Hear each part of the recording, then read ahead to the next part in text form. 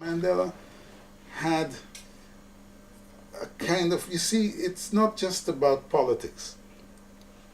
He had the right look. He was articulate enough in the ways of both white people and black people. He almost looked like a white man in some regards, and in some regards he was a quintessential black man. So he fit the bill, certainly physically, to be able to talk to white people and to talk to them with some degree of strength and positiveness, which is, of course, obviously what he did with de Klerk and his boys. But even more than that, to have been able to have gone across the entire world with his goodness and his example, so much so that he has affected little children who don't know what 1948 meant to little children in South Africa. He has been able to touch them with his look, with his fatherly demeanor, whereby when they see him, or his grandfatherly demeanor, that they think, oh, that's my grandfather. Yes, Nelson Mandela is my grandfather. Yeah, it's everybody, every kid almost in the world that got to see his pictures and got to see him in action. And his little dance, you know, he entertained, and he brought people to him, to love him. Not South Africa, you know, to love him.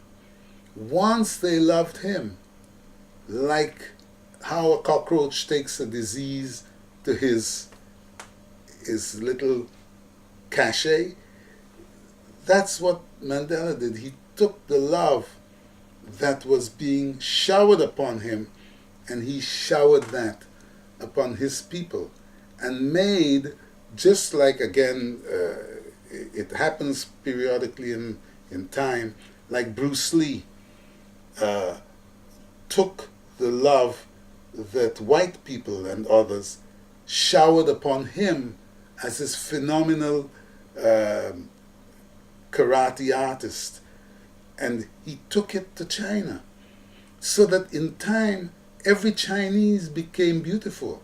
And there was a time that Chinese were not considered in the world to be beautiful, like black people prior to 1969, or they were not considered to be in any way beautiful. We had to say, we are beautiful.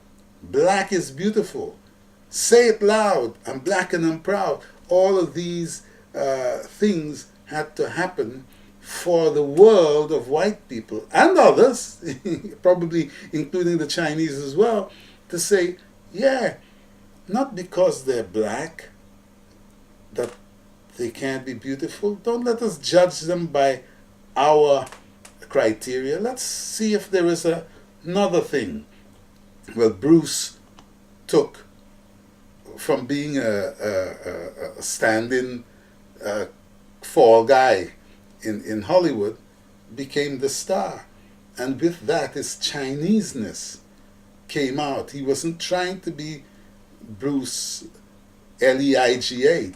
He became Bruce Lee, and was able to take that, all the accolades, back to China. So every Chinese kid would have felt, yeah, I am Bruce Lee, and I got power, and you look at me, man, and I can do this and I can do that. And then the whole Chinese culture started to benefit from it. Well, this is what Mandela did. Mandela was able to take that stuff home, not only to South Africa, but right away through Africa. So, and through the African diaspora down here. Only that a lot of our guys don't really understand what it is to be a part of Africa. We have, in some regards, we have abrogated our responsibility to Africa and Africans. And in some regards, they have, probably a little more so, abrogated their responsibility to us. It's as though when we came through the fire, we were forgotten about. But that, a lot of that, Mandela has helped to mend, because his name is so powerful, his image is so powerful, and it's good. Every time he stands up next to anyone, be they white, black, or blue, those people have to give him the credibility. They have to give him the power. You know, you have done something that is essentially so brilliant, because we know what could have happened when you stepped outside of that prison. And I suppose ultimately,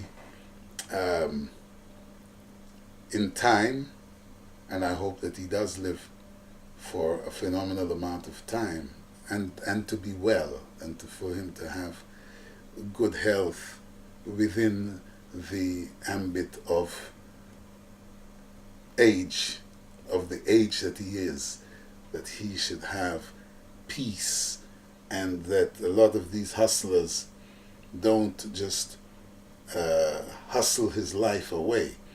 Because I think that, and this is not to necessarily point the finger at anybody in particular, but you have to recognize when you're dealing with a talent, which of course he is, that you can't just splay it out all over the world in one fell swoop.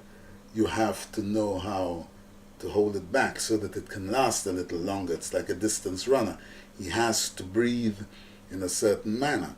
And I get the impression that if certain people had an opportunity, they would still have him flying about on airplanes, going about like he's crazy, when in fact today there are, like this, there are other ways and means of being able to send out his messages and to send out his image and so on.